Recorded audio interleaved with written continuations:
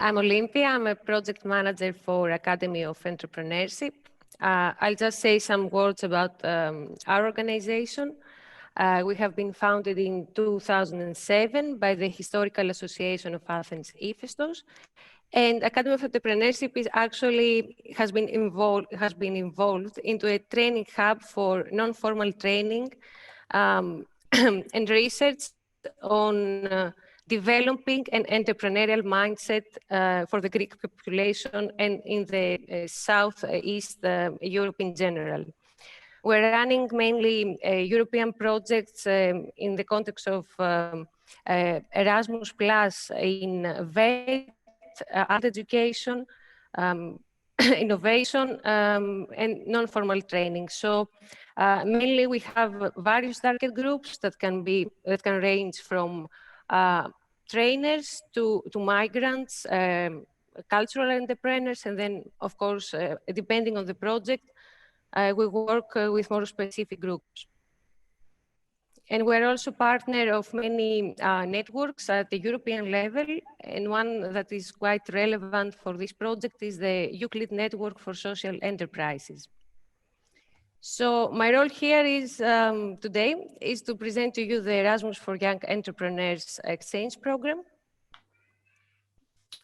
And then I will share with you a training program that is about to develop entrepreneurial skills for people with disabilities.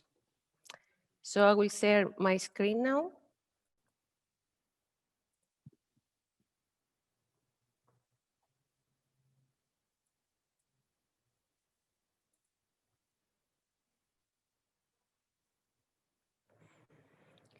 Okay, so I will start with Erasmus for Young Entrepreneurs, which is the key point to my intervention today.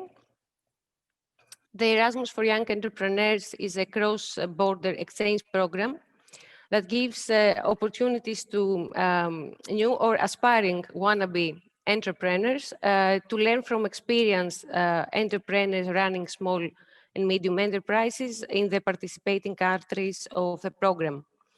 The duration of the exchange, it's from 1 to 6 months, and it helps the new entrepreneur to acquire skills needed to run his small firm or business that he wants to establish, and of course to create a more concrete business model for the activities that the entrepreneur wants to run. In 2018, the program launched in 3 destinations out of Europe, more specifically in Singapore, Israel, and in the USA, only for New York and Pennsylvania, where the exchanges have there, in those 3 destinations, they have a duration of 1 to 3 months, so a little bit less. The key principles on which the program has a solid basis is about equal cooperation between the 2 parties, so the new and the host entrepreneur. That between those 2 parties, there should be a specific agreement, and they should be matched based on their area of expertise. And it should be a win-win situation. So in this sense, the new entrepreneur gets know-how and experience being next to an experienced entrepreneur. And on the other hand, the host entrepreneur can get fresh ideas from the new entrepreneur. So it is vital to be able to get a good match. So the host entrepreneur, the new entrepreneur, should have activities that can be complementary, or at least to be in the same sectors. The new and the host entrepreneur, they decide together what types of activities the new entrepreneur will undertake, because it is not an internship, it is a mutual collaboration. Their level of expertise and expectations should be aligned, and the objective for the stay of the new entrepreneur should be clear during the whole period of the exchange. So when we want to recruit new entrepreneurs, the aim is to recruit motivated participants. And those participants should already have a viable business plan in mind. It is actually part of the application that they should submit a small business plan. They should have less than 3 years experience of in entrepreneurship. So either they can they just have the business idea and they haven't developed it yet, or they have already established their business, but they run it for less than 3 years. As I said before, it is not an internship, it is a synergy and mutual collaboration. And there is no age limit. So participants must be over 18 years old. The name of the program refers to young entrepreneurs, but the idea is that someone is new to entrepreneurship, not young in age. When it comes to the host entrepreneur, a host entrepreneur can be an owner or a board member of a small or medium enterprise, of a social enterprise, or an NGO. He should have more than 3 years of experience. He should be willing to share knowledge and experience with a new entrepreneur so that this collaboration is fruitful, and should understand the aim of the Erasmus for the I program, as it is the acronym. So the new entrepreneur will be on his side and they collaborate together. When it comes to the application for the new, it is a quite simple process.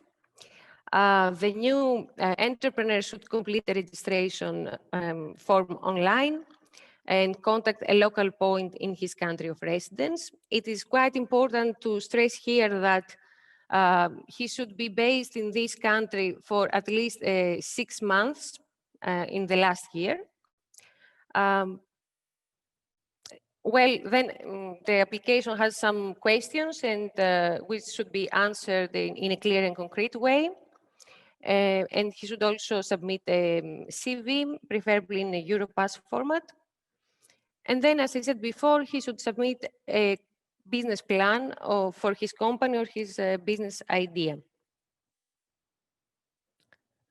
As a minimum, the business plan should contain a clear and detailed description of the product or the service that he wants to provide, a clear and detailed marketing analysis, including defining the target market, making a competitor analysis, a marketing plan, and a sales plan, as well as a 2-year financial plan, including break-even analysis. Those are the minimum for completing the application form. In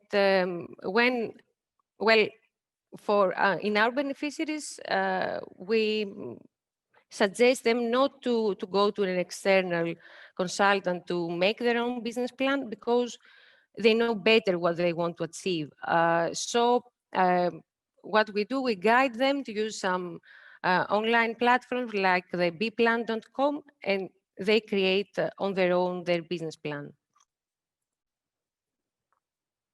For a host entrepreneur, the application form is even more easier than for the new entrepreneurs. So they have to complete the registration form again online, choose a local point in the country that they're based. They should answer some questions about their motivation to participate and submit a full updated CV. And what is really important is to be prepared to share the experience with a new entrepreneur and contribute to his business idea. However, we're living in a quite strange period within the last months. So the I program has made an adaptation, which means that now it is possible to do remote exchanges that can last from 1 to 3 months. However, in this case, the new entrepreneur cannot get any financial support from the program, but it is a quite good way, first of all, to get to know your host entrepreneur. So maybe you can start your exchange remotely for 1 month. And then after, when the situation allows, based on COVID progress, then they can start their relationship physically. A new entrepreneur that is one of our beneficiaries is Michael Kokinos. He had the business idea about creating a business in using augmented reality for cultural purposes, for the cultural sector. So what he did is that he went for 3 months next to a host entrepreneur in Spain. He got really great ideas from him and know-how. And then he came back establishing his own business. And actually, another important aspect is that you can collaborate with your host entrepreneur even after the exchange. So afterwards, they were in line in some project, and they implemented this together. One host entrepreneur in Greece that is one of our beneficiaries as well is Dinos Macheras. He's running the organization Earth NGO. And he has hosted, I think, 3 or 4 young entrepreneurs. So I quote here his words about his experience. He says that entrepreneurship is about being creative and taking risks. However, if done through a collaboration and a collective approach, risks are minimized. This is why participating in the Erasmus for Young Entrepreneurs program has been a unique learning experience. So for any questions, one can go to the official website. Sorry, something happening here. Okay. Do you see my screen now? Yes, yes. Okay.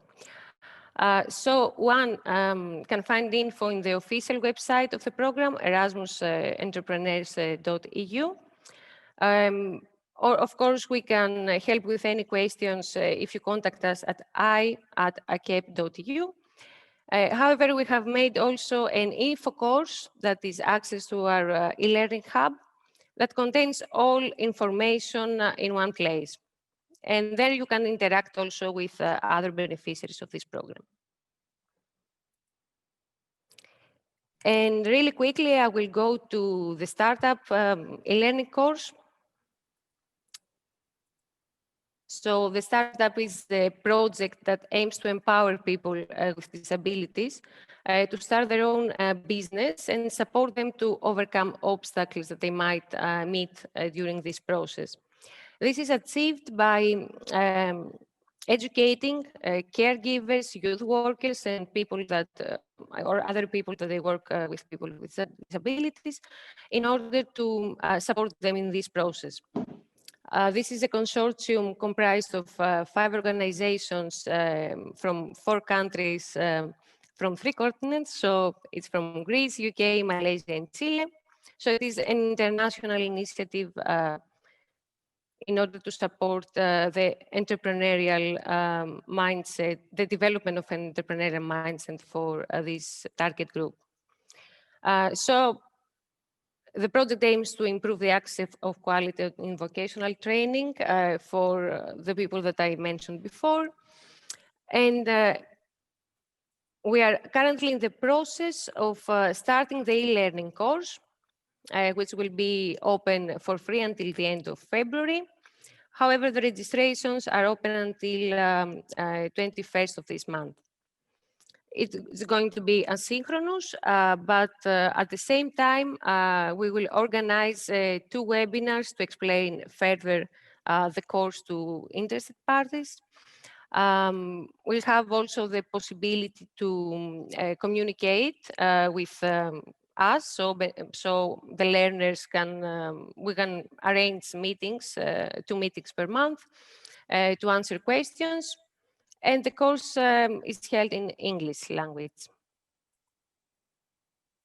For this, if you need more info, you can contact us at info@acep.eu. And thank you very much for your attention. Yes, we operate in 110 countries all over the world. Thank you, Spiros. Thank you for inviting me today. It's a pleasure to virtually meet you, and apologies for the delay before. I have some connectivity issues. Let me share my screen with you.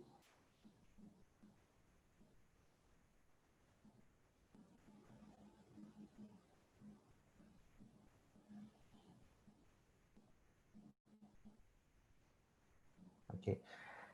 Can you all see my presentation?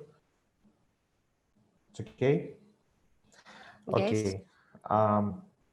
So Spiros invited me here to present you our educational program called Life Skills, Developing Social Entrepreneurs. Life Skills is a program that started in 2013 in partnership with HSBC Bank, and it was initially addressed to primary and secondary education students. So that's from 10 to 15 years old.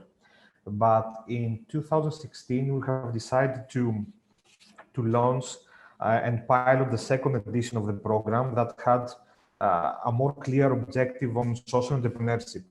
The program was based on our social enterprise in schools methodology, and it was initially addressed to vocational education students. And a couple of years later, we have also extended to secondary students in Greece as well.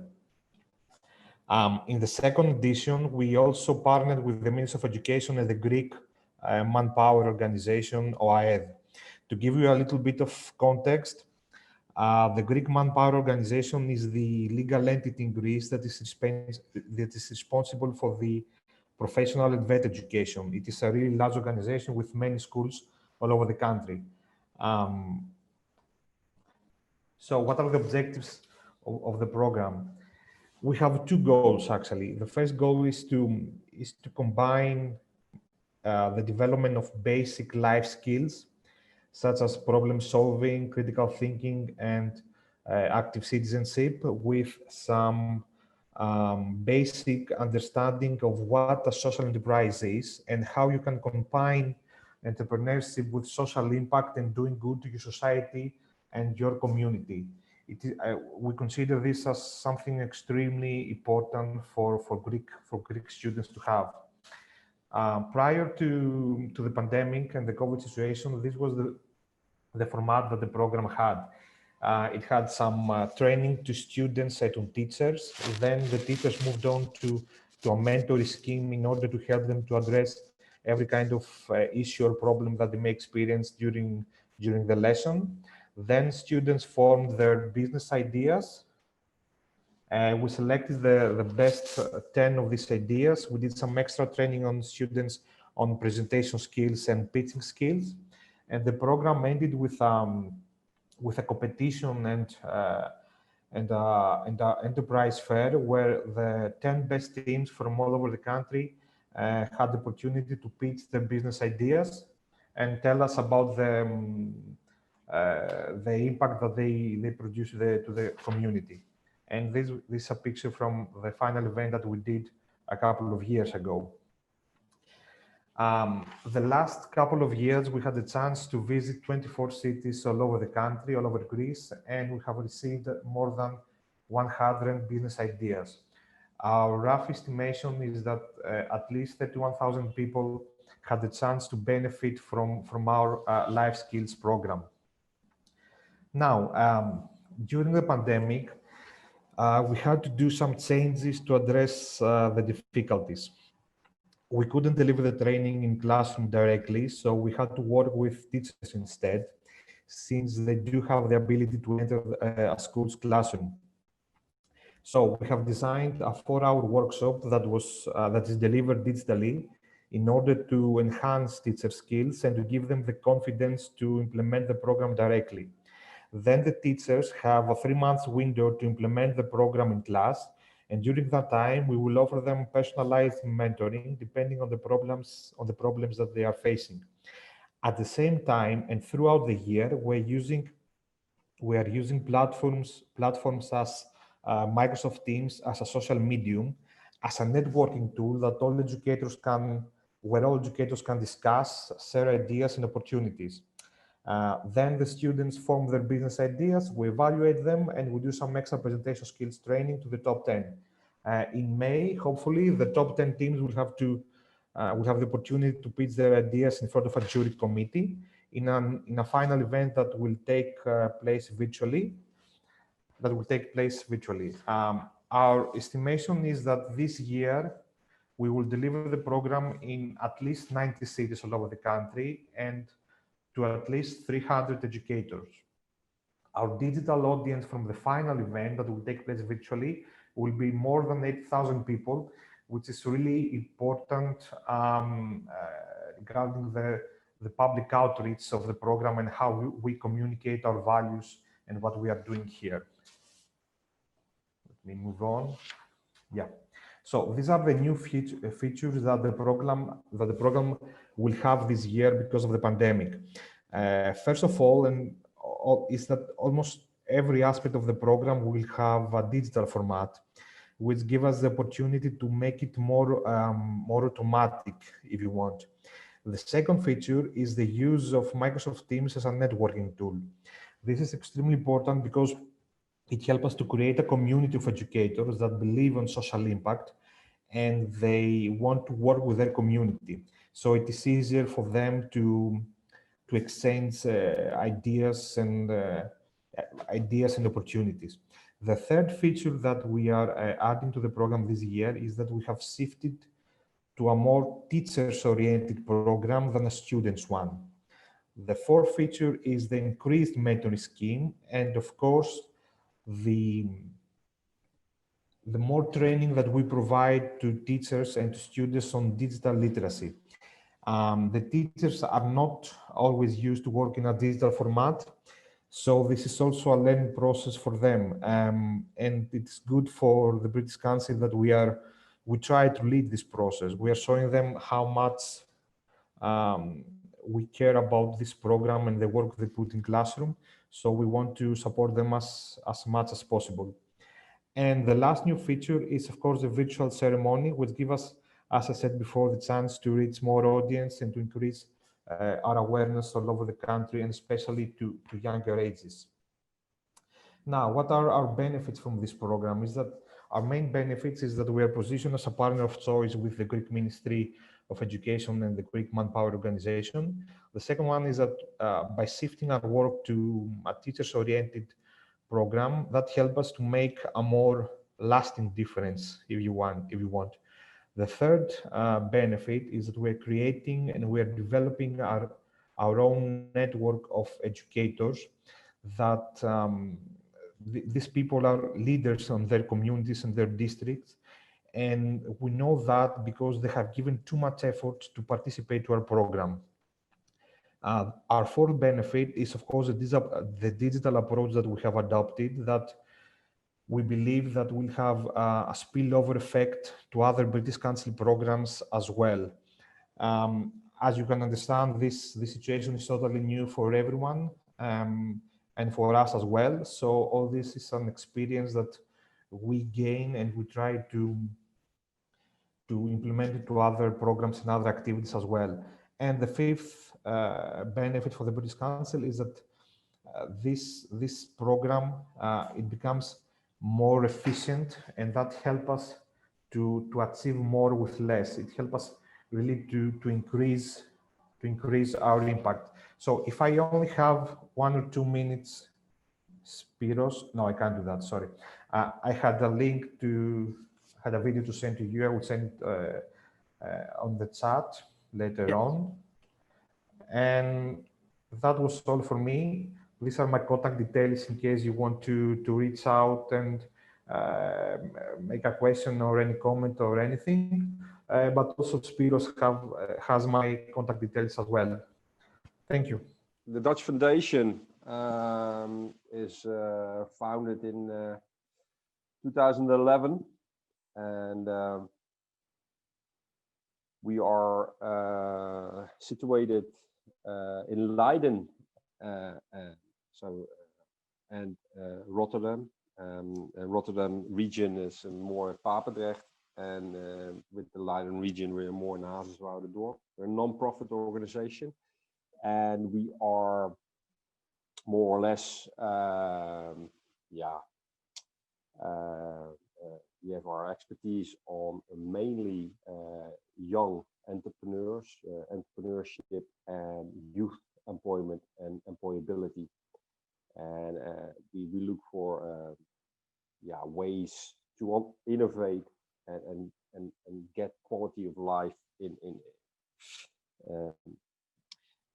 for the people and for professionals when they're working, because that's the most important thing, I think, when you live, that you are having fun and that you're happy. That's the whole meaning. And we do a lot of programs which are very successful and have been, been initiated again and again. So we started way back in the day with a model which we're now at Journey to Work 6, and it's a very successful program, which is a program which mainly goes to several countries, always with a certain target group, young people who have not all the diplomas and certificates but they have, but we try to give them work experience. And we have expanded that program to an entrepreneurial journey, which we do with a lot of youth enterprise organizations. Our focus was mainly the last couple of years on the UK and Scotland. But okay, we have to change maybe a little bit. But I have had some talks with the Scottish organizations, and they think maybe UK will still be in the Erasmus Plus program, but we'll have to see about that. So our latest program, which is really interesting, is the Young Migrant Entrepreneurs program, which I initiated myself and have written. We do that with the Turkish Ministry of Education, and it's mainly focused on the Syrians who come into Turkey, but also the other partner organizations, and we try to give them a digital guide. We try to assess them, give them an assessment, and give them a self-assessment and some guidance and mentoring from young migrant to young migrant entrepreneur, which is very interesting. As you see, I have here this an introduction made here. The good thing about this is that I don't think we are going to get into it, because then we take too much time. So I will show you the link later. I will send it by email, but we're not going to do that because otherwise I'm taking too much time. So I have to go into my other presentation. Let's see where it is. There it is. Everybody still with me? Oh. Yes. Okay. So this I put it on reading. Everybody can see it good on his laptop or phone. Yeah. If I don't hear anything, Yes, then not in full screen, but we can see it. Oh wait, maybe let's see what's happening. Page by page, like this. Is this better? It's okay. No, okay. No, don't be too enthusiastic, but okay. So the title is Social Entrepreneurship is Entrepreneurship. I put in also some tasks of our organization at the end, which was a request from you, Spiros. to also share what we do in this project. And I was also carefully reading the application we have made and you have written, I believe, or co-written, that this is the SESYCARE definition of well, social entrepreneurship. That the social entrepreneur is a person who pursues novel applications that have the potential to solve community-based problems. And I thought it's very interesting, all the definitions of social entrepreneurship. I've been discussing a lot about that because there's so many, and of course the scientific world always have a lot of definitions. So I always think it's funny to look at Wikipedia, because everybody thinks Wikipedia is nowadays the source to know what it is, or what's happening, or what the definition is of something. So this is the definition on Wikipedia about social entrepreneurship. But actually, what I think is that I don't think that social entrepreneurship is any different than entrepreneurship. It's only with a social product or a service. If you don't do it well, if you're not being a good entrepreneur, it doesn't really matter what kind of product you have, if it's social or not. But that's the main thing. And if you're not doing it well, you go bankrupt, even if you're socially, even if you have a social perspective. So that is my opinion a bit about the social entrepreneurship definition. So I've been looking a little bit for the 7 skills, or more or less, which is important for a social entrepreneur. And I think that would be very interesting also to speak about this in the training we're going to give. The Dutch Foundation is the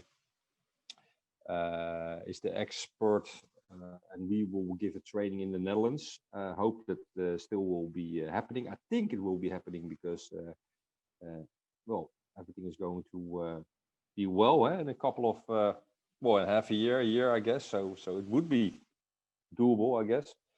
And then you guys will be invited to the Netherlands, to area 071, where we will give a training.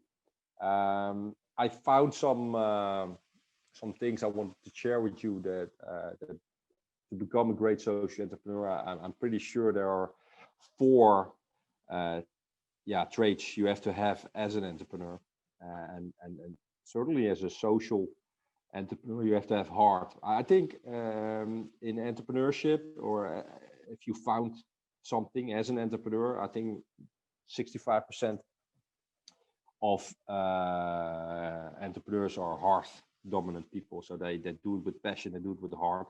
And I think even in social entrepreneurship, it's probably a little bit more even. So then you have the guts dominant people. We also need them. Rational fact driven force who takes the reins of new business and implement process, setting goals and systems of accountability. And yeah, that's something usually heart driven founders overlook. And then you have the guts dominant people, and the guts dominant people are people who have to be there as well, and to make some decisions, who probably is not in the skill set of the hard dominant person. We have also smart dominant people, and those people, as you see,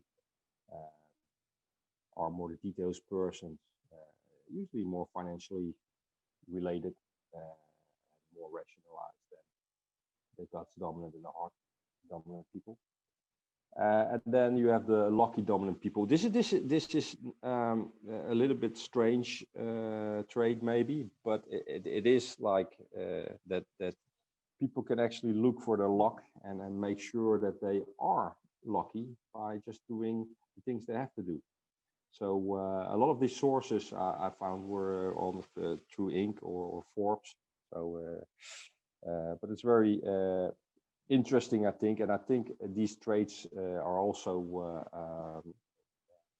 dominant with social entrepreneurship.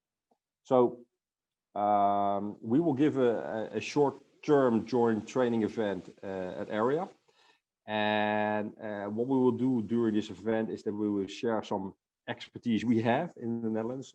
The Netherlands are known for their entrepreneurship, and we will try to invite some relevant stakeholders and some interesting businessmen and young entrepreneurs.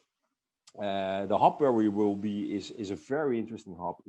I started there coming there like 10 years ago or something, and I didn't even notice how big it became. It's one of the biggest entrepreneurial hubs in the Netherlands, and it's a lot of chemistry and I said it.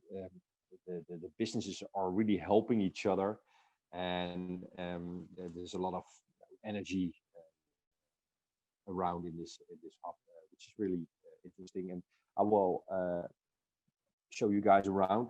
It's really big, and it's also big and I said it good in the way how they interact with each other.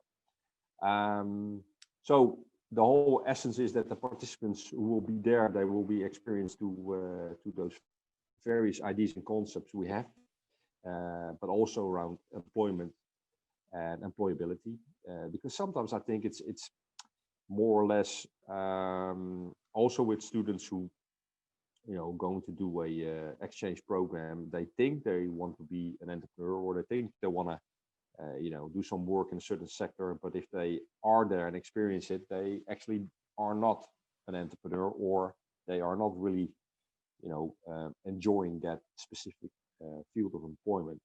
So I think the experience makes it also interesting to develop as a young person, and to get into the work you have created yourself, as a entrepreneur.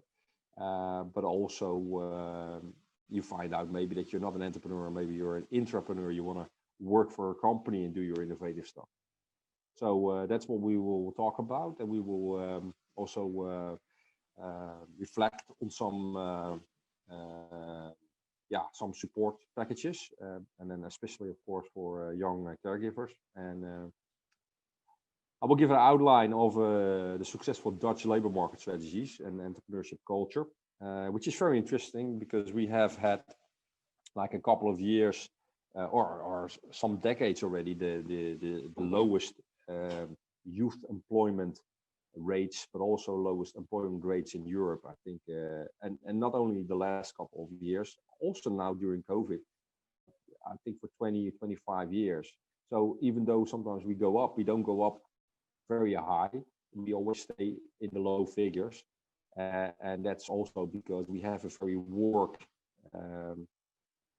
I wouldn't say, sort of work first orientated way of getting people into jobs and getting people stimulated to get into entrepreneurship. So that will be very interesting to show and to tell you about. And one of the things is also very interesting, that our way of looking at work, also if you're maybe having some issues, or you're maybe a little bit ill, or you're partly not able to do some stuff, we always look at what you can do.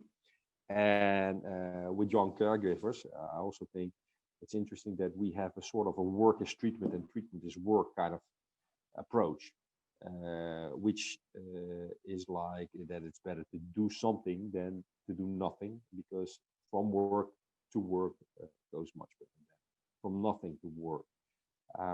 So there are a lot of pathways and strategies to work and to entrepreneurship, and that's what we're going to show you. And I hope to get some feedback, because it is usually the most interesting thing, because it's not only us telling you guys stuff, but we also want to, of course, get something back and hear some interesting initiatives and projects in your countries, because that's what we're all here for, to learn from each other. So the added value of offering this training is twofolded. Supporting capacity building of the stakeholders involved, and of course, in particularly the participants who are there, and to see what the kind of competence they have and what for support they need, and what we can give as mentoring as regards to employability and entrepreneurship. And in addition, we will do a learning activity to develop some community of practice. Yeah, the training activity has the following purpose: way of developing and improving specifically competences for peer leaders to support integration of young caregivers within mobility and entrepreneurship systems, and learning activities. So we can also give feedback to the good practices and certain project ideas presented, and especially by checking if proposed tools and approaches used in the Netherlands are also realizable in other countries. I think I will send this to you guys. This is all, you can all find this back in the application, and I think I've taken the time long enough.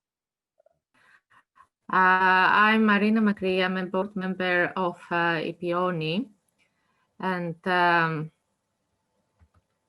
I'm also a psychologist and a biologist, and a PhD candidate of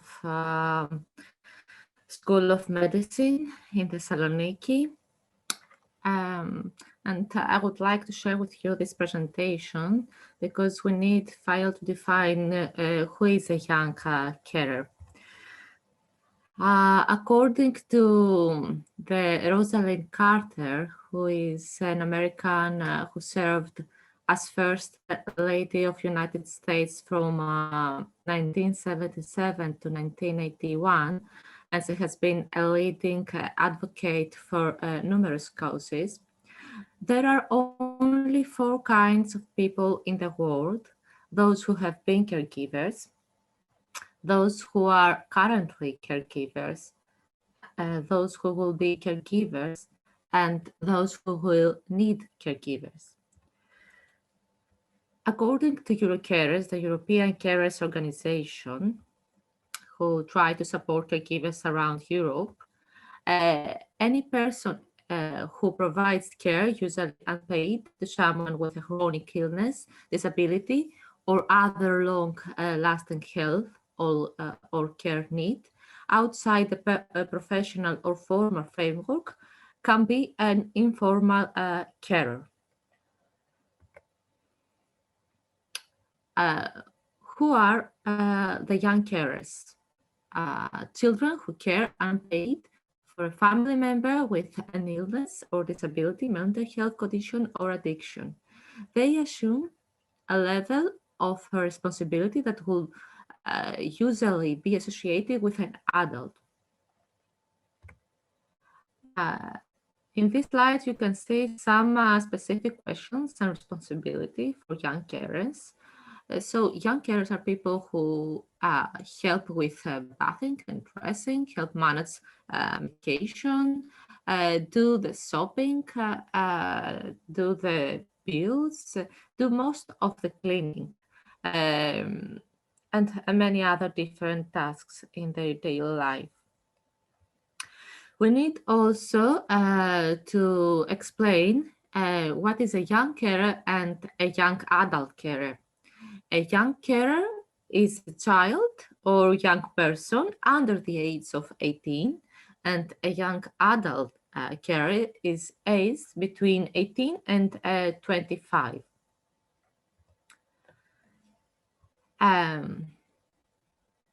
In Europe, there is the Young Carers Awareness Day, and it is celebrated every year at 30th of January.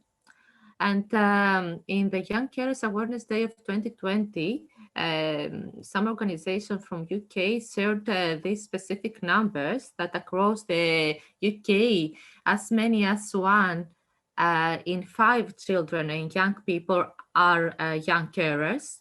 2 in 3 young carers have been built in school. 1 in 3 young carers say their caring role makes them feel stressed.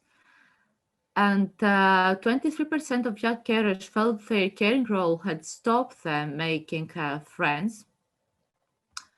And 48, the average number of school days missed or cut short as a result of a young person caring role. Also, according to a survey of EuroCarers, in UK, the 80% of the total population are young carers between the age of 11 to 18. In Sweden, 70% between the age of 14 to 16.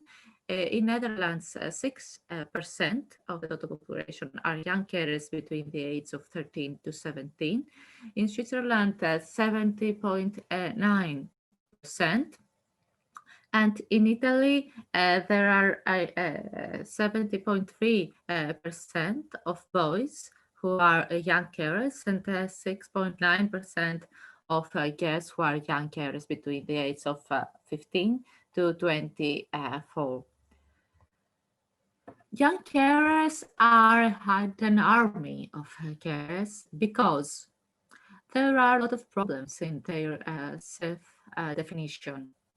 They are persons who care for may not want them to tell people or to get help. They fear to appear not good enough in providing support for their family members.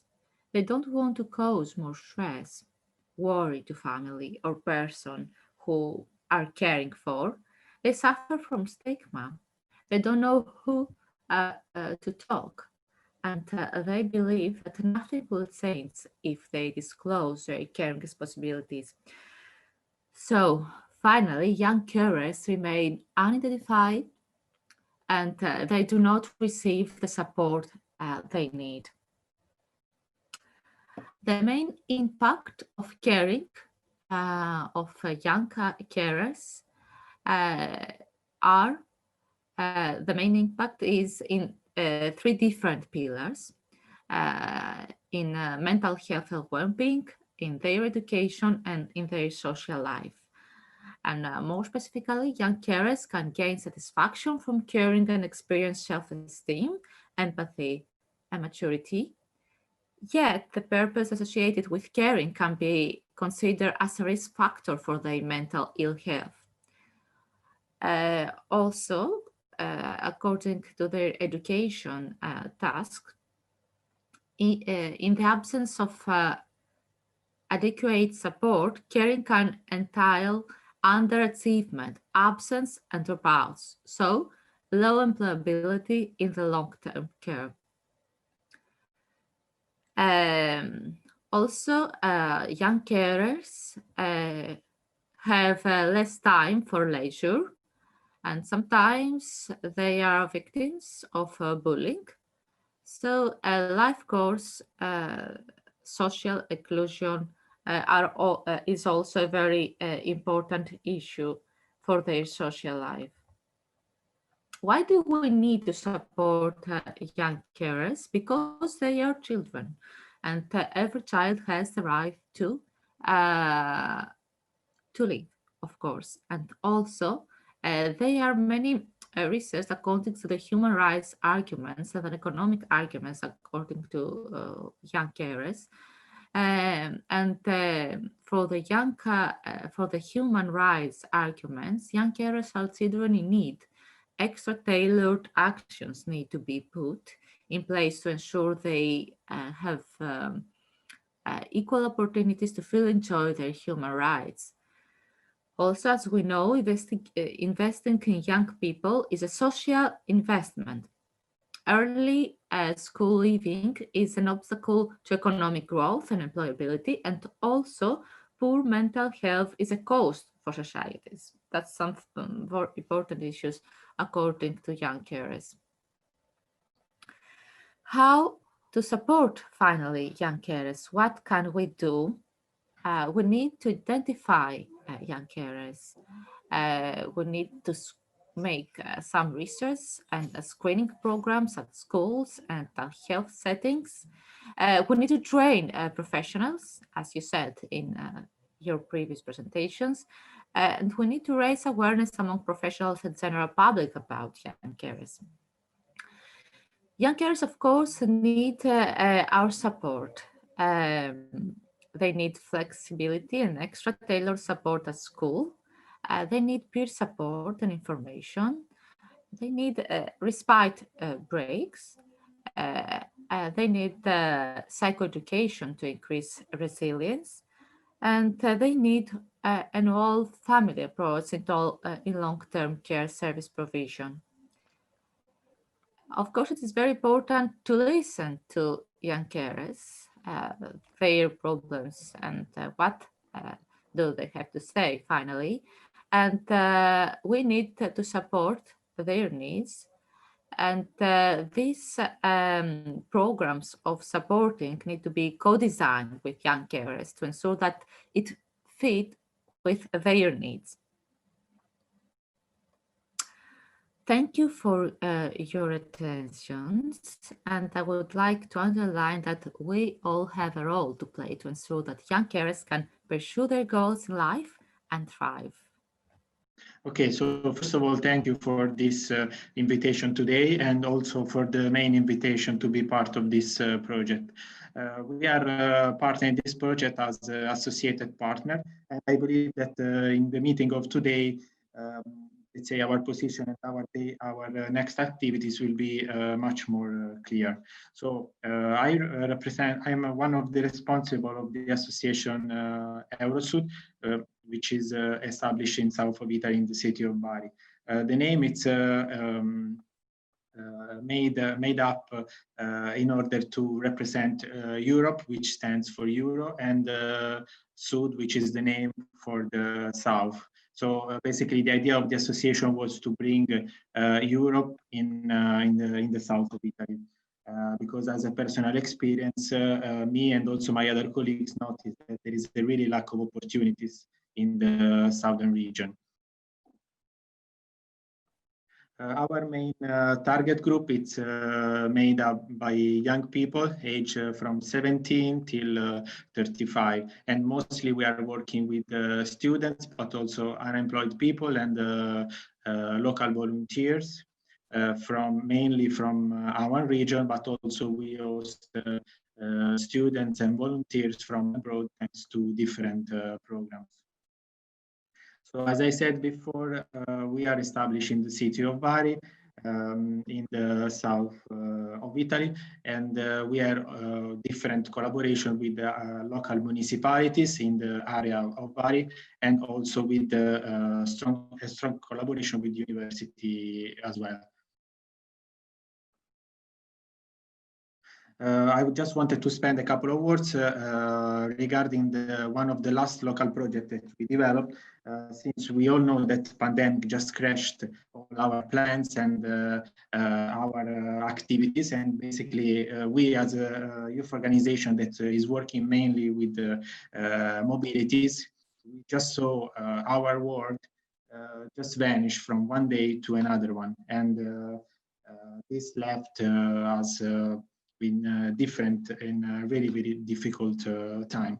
So one local project that we did in order to avoid the non-possibility to meet each other was to establish a web radio, basically recording different podcasts and with different stories and hosting different personalities from a local level in order to share their knowledge and their experience through different topics like social entrepreneurship. We talk about bullying, cyberbullying. We have been talking about different European programs like Erasmus for Young Entrepreneurs, Erasmus Internship, Interreg, Interreg youth volunteer in order to share this information on local level with the young people, because many offices from the university and also from local level, they were closed. So we try to facilitate the sharing of information thanks to this local program. Other programs that we are developing, it's the one that we were mentioning before, Erasmus for Young Entrepreneurs. And thanks to this program, we hosted 3 interns from Slovakia, from Croatia, and from Spain. Basically, as a youth organization, we were teaching them how to catch and use European funds in order to develop local communities. Because Erasmus for Young Entrepreneurs is not just for, let's say, social and medium enterprise, but it's also for association, since the European Commission consider association also small and medium enterprise. Another local project is Erasmus trainership. So basically, we all know Erasmus, the mobility, the academic mobility that students are doing.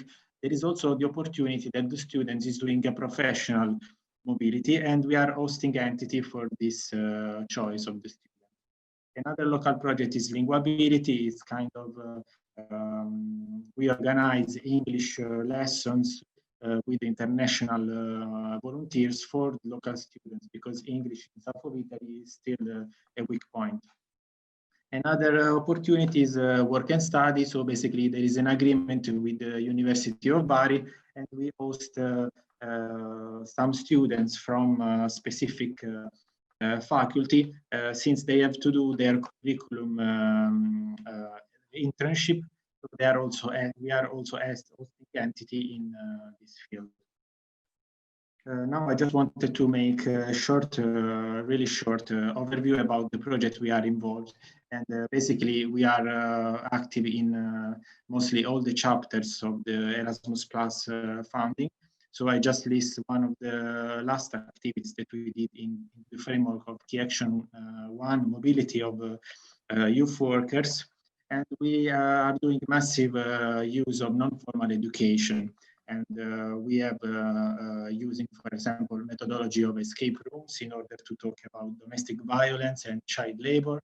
And we developed a training course about quality in the project management, and also how to teach youth workers and young students how to write a proper European project, especially in the framework of Erasmus+. And thanks to Erasmus Plus mobility of young people, we talk about also cultural difference and inclusion of migrants. This next chapter is about the Key Action 2 activities, in which we are mainly partners, since we didn't still have the opportunity to apply here in Italy. But we are involved in different topics, such as digital literacy for old people, a project about social entrepreneurs in Spain, another project about the creation of community center in Italy and also in Moldova and Georgia. And another project that gives the opportunity to young people, especially for south of Italy, to make a professional experience in restaurants and in the agro sectors in France. Another chapter is the Erasmus Plus Key Action 3, which is also known as a structural dialogue. And basically our project, and that gives the opportunity for young people to sit, let's say, on the same table with a representative of the municipality, a representative of the educational sector. We have been involved until now just in 3 projects. This is also because there are not so many opportunities like this, and it is also quite difficult to get the funding. Another important chapter that we are involved in is the new European Solidarity Corps, which is named ESC, but is a part of the European Voluntary Service. For sure, some of you already know. And since 4 years, we have hosting international volunteers thanks to this program in our association and also with our local partners. Mainly, we develop projects like social inclusion and digital literacy for group of migrants. They are living in Bari, and also we facilitate the integration of international students as well as migrant students in the campus area around the university. These are some of the projects that we have been developing. This was my really short presentation about the activity of the association. And before talking with Spiro as one of the representatives of Epioni, he asked me to share a bit, couple of bullet points about the positive aspects to host volunteers thanks to the European Solidarity Corps program. And so for sure, there are many positive aspect of hosting international volunteers, but I just share these bullet points as I believe they are the most important. So for sure, participating in the volunteering experience abroad, it's a boost to jobs and the social sector. In fact, we could see that many volunteers we hosted, they had an essential experience on their CV. And because we could see that many volunteers that we hosted, it was for them one of the first, let's say, working experience. So it was really an added value to their CV. Also, we believe that international experience, thanks to Solidarity Corps, give the chance to live and work in another European country, and sometimes can be even up to 1 year, because the program is allowing you to host international volunteers from a minimum of 2 months till 12 months. Also, it can be a way to improve the foreign language skills, because we all know that in the country we can study a different language as much as we can, but practicing that language abroad it doesn't have any value, and this is the most effective way to learn.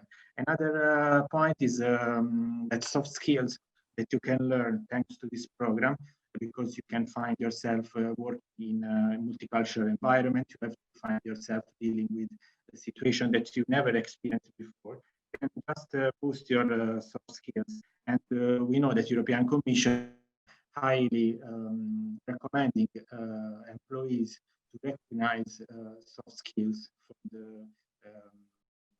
for the labor sectors. And for sure, for the hosting organization, this can be also an opportunity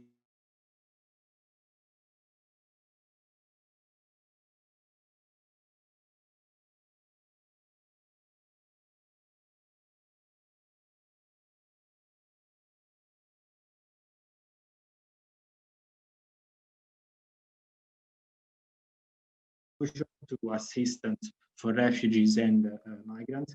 You can find projects about citizenship and participation in democracy, as well as disaster prevention and reconstruction. In fact, in Italy, one of the first projects that was activated through the European Solidarity Corps was a small project after the earthquake that we had in the Middle Italy, where they were involved international volunteers in order to help Red Cross and Protezione Civile, which is the Italian, let's say, rescue department. Other topics are health and wellness, as well as education and training, but also employment and entrepreneurship, creativity and culture, and sports. So just to sum up, I believe that the associations involved in this project, even they are taking the topic of caregivers, it is possible to open also this chapter in the association and open your reality to hosting international volunteers, even from the same partners that there are in this project. The procedure is not automatic. Each partner has to apply for, let's say, a certification, which is called a quality label.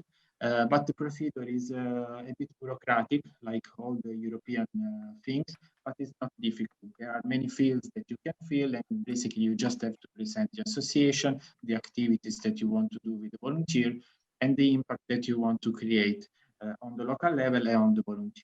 Once you have this quality label, you can actually, you are, let's say, certified to send volunteers abroad, or also to host volunteers. As well as once you have quality label, you are able also to write your own project and ask for funding for your European Solidarity Corps experience. That, as I said, can be from 2 months till maximum 12 months.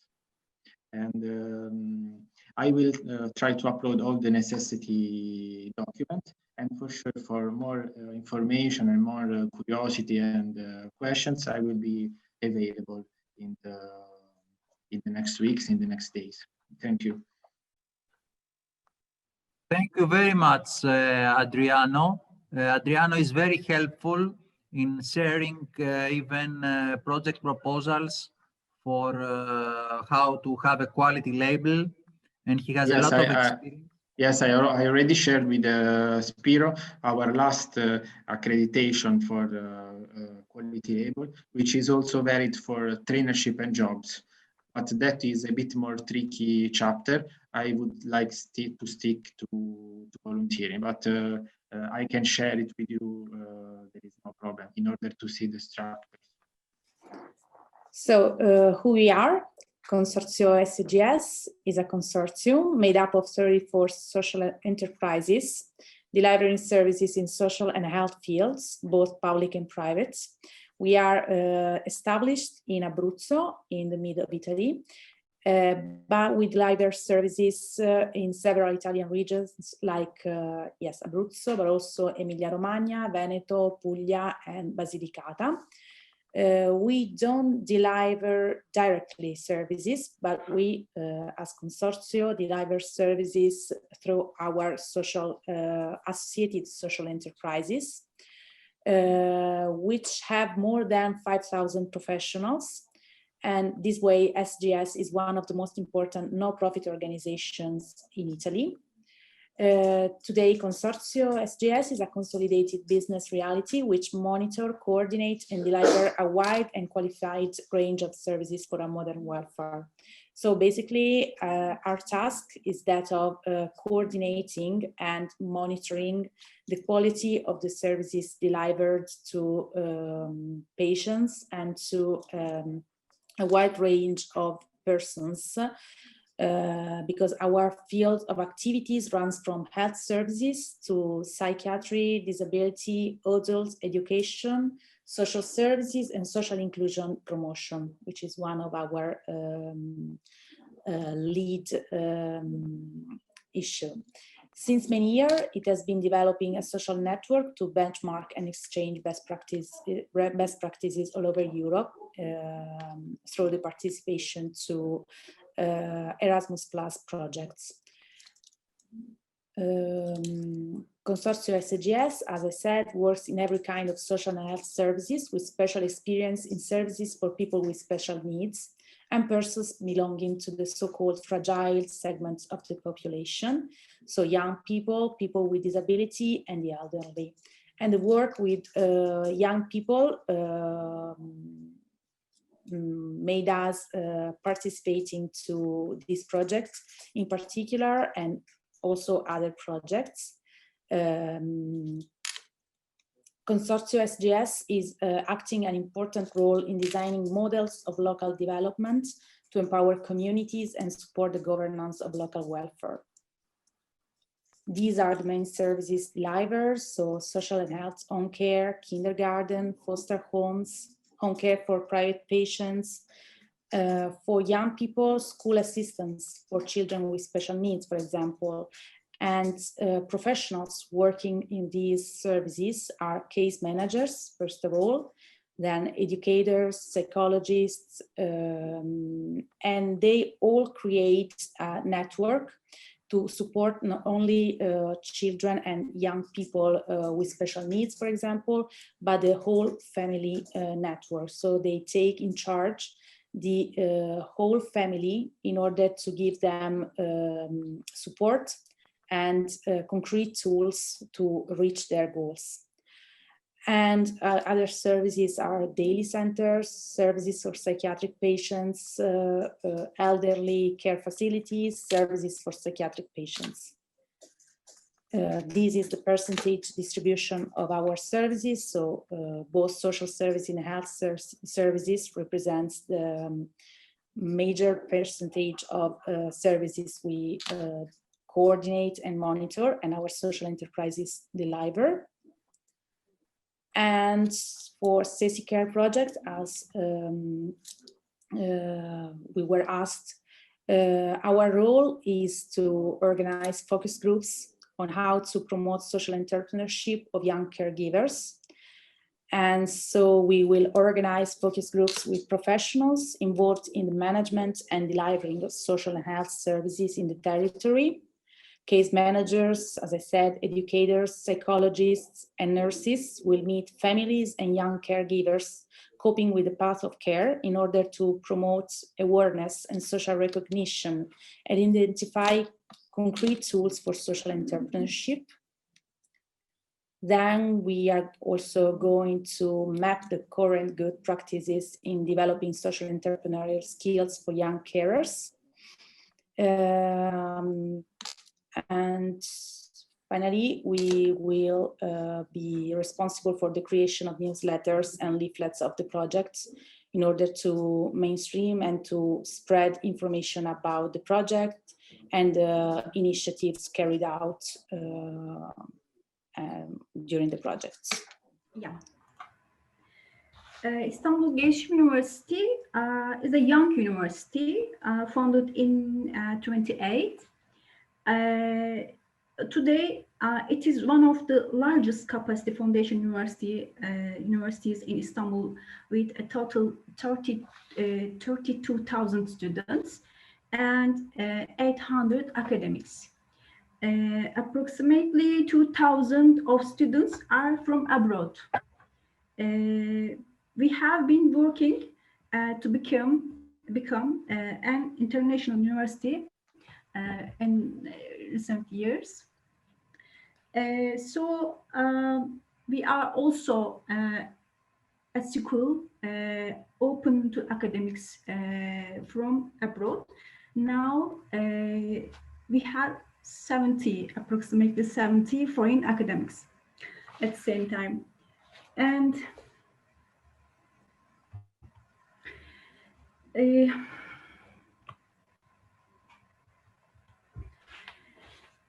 our university has 5 faculties and graduate studies in social, technology, arts, and health fields. Also, it has 3 schools, 2 vocational schools, and we have in totally 79 bachelor's programs, 64 associate degree program in daytime, and 32 programs in night.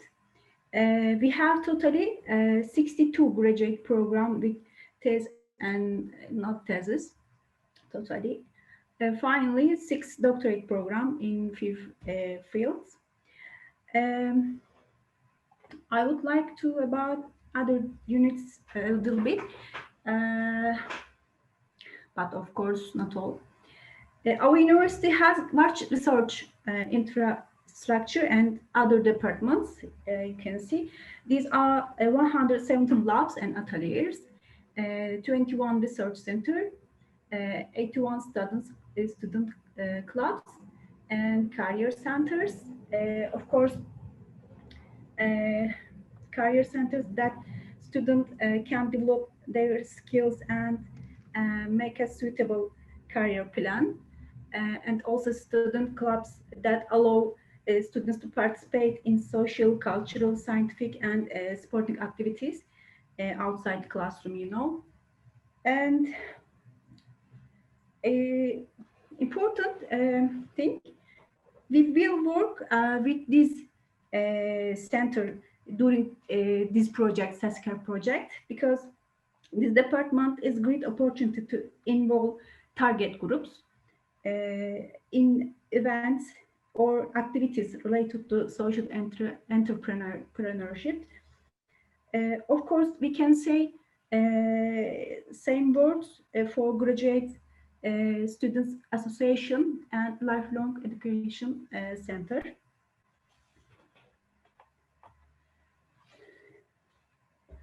finally, I want to show you some department. You can see these departments we have in our health science faculty, social service department, psychology, occupational therapy, nutrition, and dietetic. I believe that these departments will contribute to develop our project with their helping. And I want to say something. We will also have an business incubator. It's mean technology center. Soon, very soon, to attract entrepreneurs. I guess its projects approved. Yes, entrepreneurs will be able to produce innovative ideas on specific topics in the center, you know. We will see probably this during the project period. Yes, my presentation is that. If you have any question. Thank you for your attention. We are a social cooperative. We are a social cooperative enterprise. So we are close to what we discuss about. And we want, through the participation in this project, to transfer experience and good practices on social economy, social inclusion, and social innovation. We will participate in almost all the activities and focus more on social entrepreneurship based on our experience. And there are some interesting things that we can do in the frame of this project, not only participate in a discussion and webinar and mapping, but also trying to discuss with target groups and try to cooperate with the people they would like to establish a cooperative. And in the future, let's try to host also people from other countries.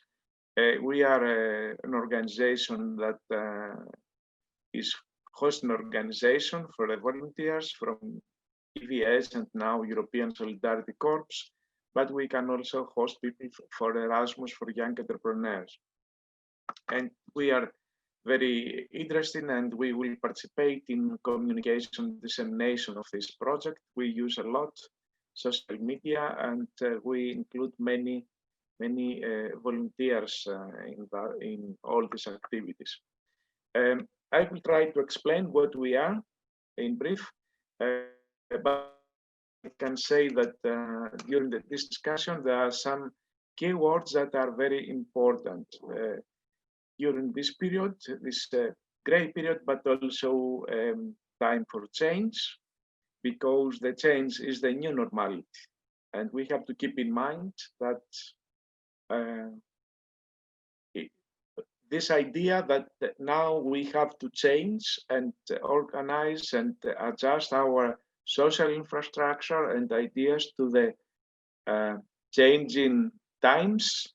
It's very useful when we discuss about disabled people and about new initiatives like social entrepreneurship. So keywords I think we have to keep in mind is flexibility, peer support, participation, innovation, inclusion, solidarity, and leave no one behind. Some keywords that are for us very important, and also awareness, empowerment, and training. We are, Wind of Renewal is a social cooperative enterprise registered in Greece, but we are also part of many different European networks on social economy, energy transition, sustainable tourism, and inclusion. So we promote green and circular economy. One of our aims is the development of social cooperative economy, as you can understand. and the promotion of social eco-innovation, cultural and intercultural dialogue. We are we are a member of the EuroMed network and a Lind Foundation for the promotion of intercultural dialogue. And we try to strengthen environmental protection, climate protection, and energy and green transition. Some of our flagship projects is a lot of webinars, seminars, and activities for the promotion of green and circular economy and social economy. Another flagship project was Welcome on a Center based on the idea of creating communities for the empowerment of vulnerable persons. We created this big project in Athens for 1.5 years for housing and social inclusion, empowering training of refugees.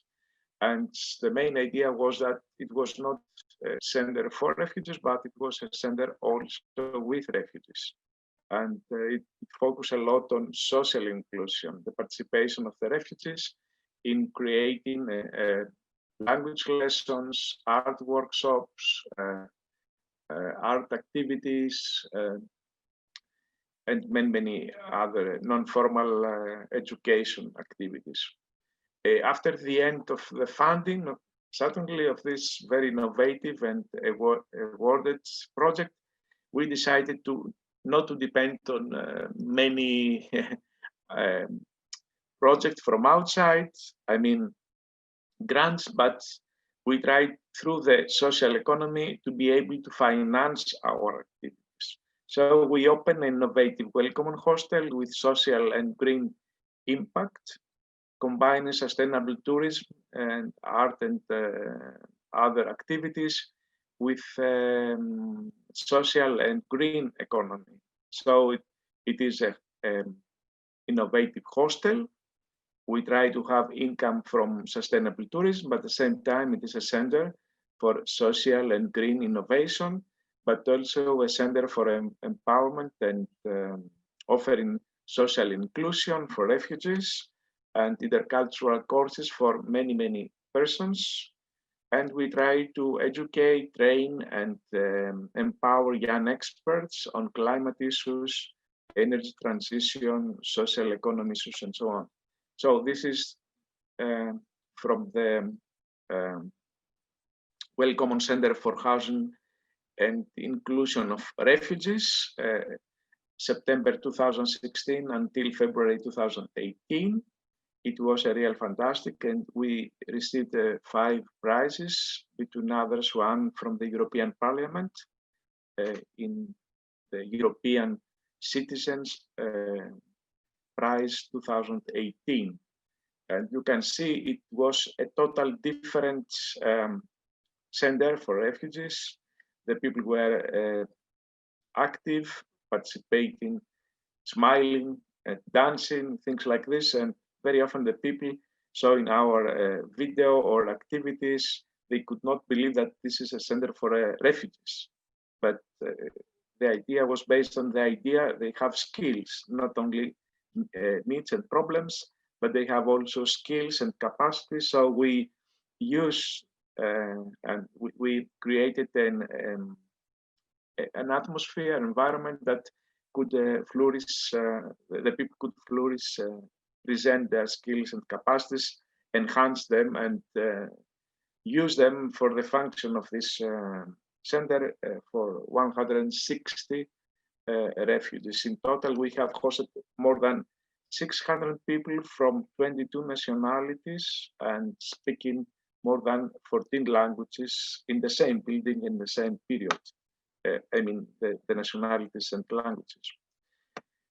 So now in our hostel, we have 5 floors for our travelers, tourist travelers, and we have 2.5 floors for other kind of travelers like volunteers or European Solidarity Corps participants or refugees and so on. So we can organize a lot of activities. You can see this here, this picture, 5 floors with beds and places for the visitors, travelers, every kind of traveler without any discrimination, and 2 floors for non-formal education and empowerment courses. And we have also places for cultural activities, cafe, lobby, seminars, and so on. This is from the activities in our Welcome Hostel. A lot of activities. In total, we have hosted more than 1,500 refugees in our intercultural courses and empowerment courses. During COVID, since June, we host a number of refugees, about 50, 60 refugees. We don't have grants or any project, but we try through crowdfunding or donations to sustain this housing, because there are many people homeless, living in streets and square. So we decided to, during this crisis, to offer our premises and host people, not only host, but also give them the possibility to participate in intercultural activities. So it is a very difficult, of course, project because we don't have the resources and we don't have income from tourism. But we are very glad that we host pregnant women, women with newborn, and families, disabled persons, and so on. So it's a good experience on that. Of course, we have many collaboration all over Europe and all over the world. We have hosted more than 330 volunteers since 2016, and they organize seminars, their cultural courses. You can see some of them, and you can see also the infographic about our activities. Nico, I see only the presentation, the former presentation, not the. So. What do you mean the form? I cannot see the picture. It's maybe you have to share. You cannot see the presentation. This one with the now it is the presentation about intercultural courses. Which one you see? Now we just see this slide about communication and dissemination. Oh, sorry, but I tried to. But we can upload the presentation. Yes, it's strange because before it works, but maybe there is a possibility to share all the windows or a particular window when you share the screen. I don't know. I can close the old one, maybe. We have Maria Komninou with us.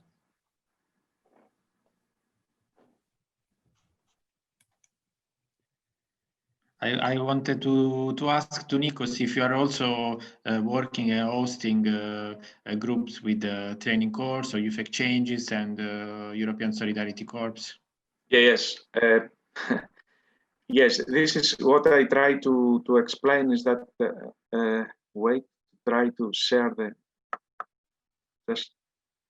just a minute if I can share it. Can you see or can you see? Yes. Okay. Yes, of course. Our idea is that our hostel focus on groups and groups they have ecological, social, and cultural interests. So in any case, we focus a lot on this. Our visitors are universities, schools, social groups, ecological organizations, social enterprises. And from the other side, we have a special place for, I don't know why I cannot share.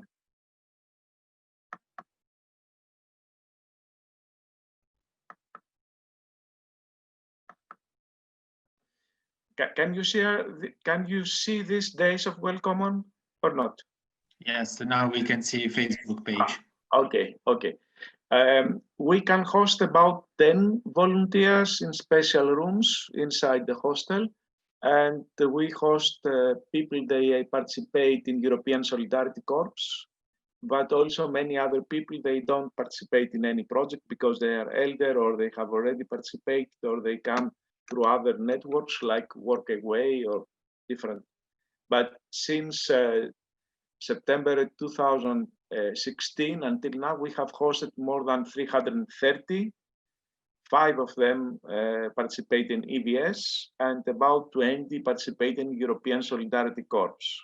But we have a lot of requests for volunteers, so we can cooperate through via different schemes.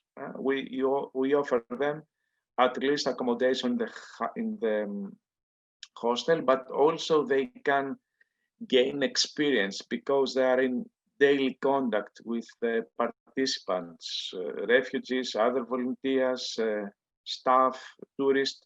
So the idea, even for the hostel, is that there is interaction between all the people. And of course, we have hosted organizations with participants, disabled persons. They organize events and they organize training, karate also. And of course, between the community of refugees, there are many disabled persons. And we know very well how difficult the situation, not only for the Greeks, but also for refugees and migrants. They are disabled. We are very happy that they feel integrated when they stay in our hostel and they cooperate with us. The last good example was a woman, a disabled refugee. She came as a pregnant in our hostel and she got a baby, a birth, and she left recently. And she told us that was a real fantastic experience. This is good that the people, although they are refugees or they are disabled persons, they feel that they can change their life. This is, I think, that what we can contribute, that the people can organize themselves and start their life. And this is what we are doing.